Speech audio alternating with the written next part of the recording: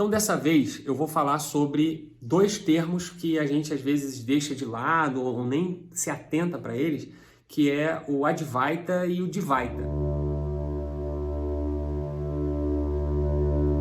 Pessoal, não esquece que tá rolando sorteio, tá aqui de novo, ó, caneca do Colectário, está rolando sorteio lá no Instagram.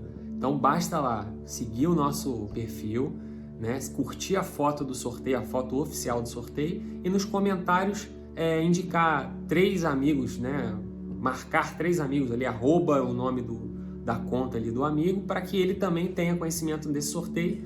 Vale a pena, os livros são bem bacanas e participa lá. Então, Advaita, ele diz respeito a você ter uma visão de realidade como una, como uma coisa só existe. Tudo e nada é uma coisa só, que é Deus. Então, toda a projeção, tudo que existe, toda a realidade, eu, ele, você, todo mundo é uma coisa só, que é Deus. Então, é uma coisa bem mais abstrata de você raciocinar, de você pensar. E a Advaita é a visão dualista. Então é quando você, não necessariamente são dois, né? Dualista o cara relaciona com dois, mas são muitos, mais de um. Então é como se cada elemento, cada coisa, cada objeto é diferente de Deus. São elementos que foram criados por Deus e tudo mais. Que eu acredito que se assemelha mais com a visão cristã.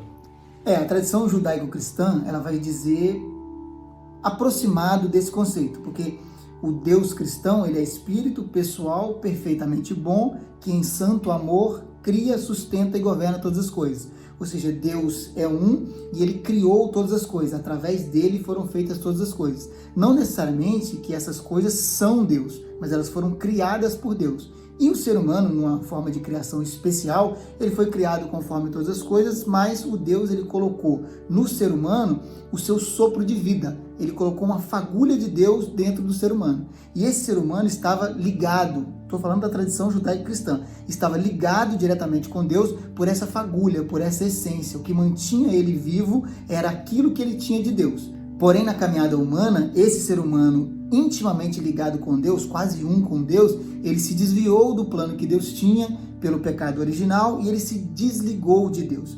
Por isso que na visão cristã é totalmente Dvaita. Deus é uma coisa e as outras coisas são outra. Porém, nenhuma das outras coisas são Deus e nem se ligam com Deus. Apenas o ser humano teria essa habilidade que ele perdeu pelo pecado original. E aí vem todo o plano de salvação descrito na Bíblia, de forma que esse ser humano, separado de Deus, possa retornar a Deus, adquirir novamente essa ligação, essa essência com Deus novamente. E talvez, fica redundante ou fica o contrário do que disse antes, tornar-se um com Deus novamente. Então, assim, cara, a fagulha é qualificadamente Deus. A qualidade da fagulha é Deus. Pode ser que o resultado final não seja. Eu vou dar o exemplo da neve. Então, se eu tenho neve e faço bonequinhos de neve, todos são feitos de neve, né, que é Deus, mas eles são separados de Deus. Mais ou menos separados. Não está muito claro isso aí. E que a criação dele saiu do nada, até ele existir não existia nada. Voltando para a tradição judaico-cristã, o que a nossa literatura cristã diz? Que no princípio era o verbo, que foi a palavra que nós utilizamos. No princípio era o verbo, e o verbo estava com Deus, e o verbo era Deus. Essa é a melhor palavra, verbo? Você gosta de outra, né? É que eu gosto dessa, mas eu teria alterado aí. Você vai ficar em preto e branco.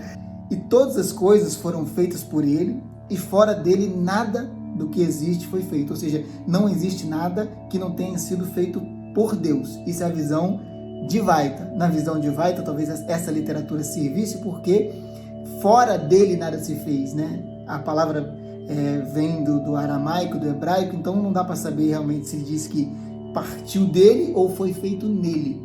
Se foi feito em Deus, se eu adotar essa tradução, eu vou dizer que todas as coisas estão dentro de Deus, todas as coisas são Deus. Assim como tudo que está dentro de você, fisicamente, é você, tudo que está dentro de Deus é Deus, intimamente ligado, é uma coisa só. Cara, eu gosto de pensar num modelo interessante, né? Tem um modelo do holograma, que o holograma eu consigo cortar ele em dois, e as duas metades vão ser o holograma. Se eu corto de novo, as duas novas metades vão ser o holograma. Então ele sempre mantém o mesmo desenho, a mesma figura, em quantos cortes eu queira fazer dele. E outro exemplo também é aquela questão do prisma, né? Se eu tiver um prisma aqui e jogar a luz solar, eu vou fazer um videozinho, um negocinho para vocês verem aí, e jogar a luz branca, né, incidindo nesse prisma, ele vai abrir de forma reta o arco-íris. Se eu tiver uma gotícula de água, porque a gotícula de água ela é esférica, e aí o sol incidir nela, que é a luz branca... Numa gota só, ela vai também repartir o arco-íris, né, a luz em todas as cores. Inclusive, cabe lembrar que ali também estão cores que são invisíveis ao olho humano. Então, a gente vê o roxo, né, o violeta e vê o vermelho, mas ali a gente também tem o infravermelho e também tem o ultravioleta, só que a gente não consegue enxergar. Então, o arco-íris ele é até maior do que a gente supõe. A projeção, ela parece ficar curva, né?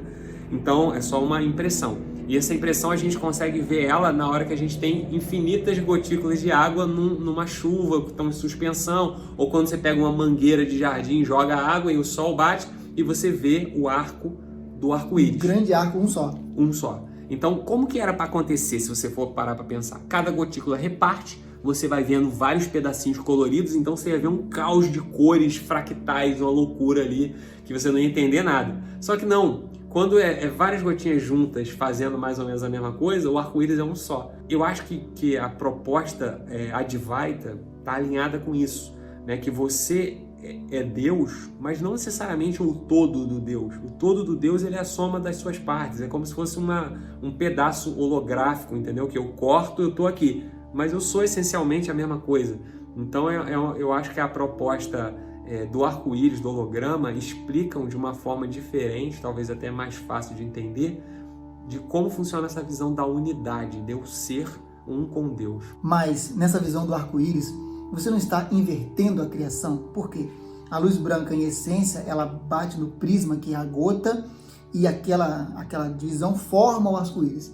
No caso, você está dizendo, então, que se o Deus é formado pela projeção de cada um de nós, em vez de Deus formar o ser humano é que formou Deus? Na verdade, o ser humano nunca deixou de ser Deus. E aí ele só se deu conta que ele é um ser humano agora. E se esqueceu de que ele é Deus. E agora ele tem que se religar à sua essência.